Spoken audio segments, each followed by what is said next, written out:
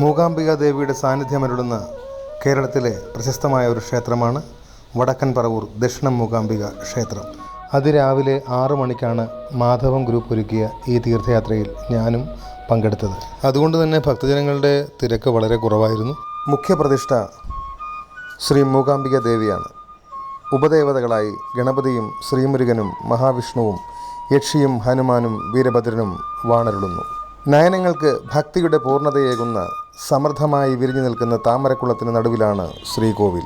നവരാത്രി മഹോത്സവമാണ് ഈ ക്ഷേത്രത്തിലെ ഏറ്റവും വലിയ മഹോത്സവം.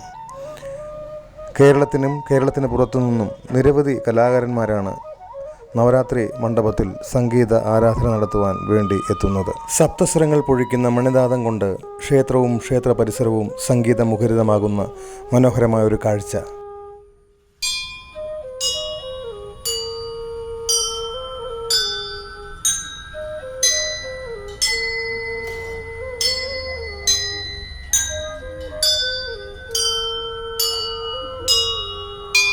വിജയദശമി ദിനത്തിലെ വിദ്യാരംഭത്തിൽ ആയിരക്കണക്കിന് കുട്ടികളാണ് ഈ ക്ഷേത്രത്തിൽ ഹരിശ്രീ കുറിക്കുന്നത്.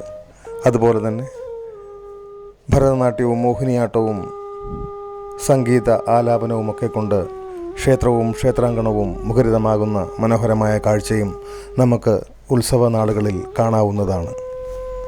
രാജഭരണകാലത്ത് വടക്കൻ പറവൂർ ഭരിച്ചിരുന്ന പറവൂർ തമ്പുരാൻ ഓരോ വർഷവും മൂകാംബിക ദേവിയെ ദർശിക്കുവാൻ വേണ്ടി പോകുമായിരുന്നു. വാർദ്ധക്യ സഹജമായ അസുഖമുള്ളതിനാൽ അദ്ദേഹത്തിന് ദേവിയെ തൊഴുവാനുള്ള സന്ദർഭം ഉണ്ടായില്ല.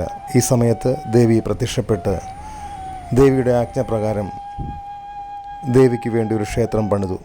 ഇതാണ് ഐതിഹ്യം.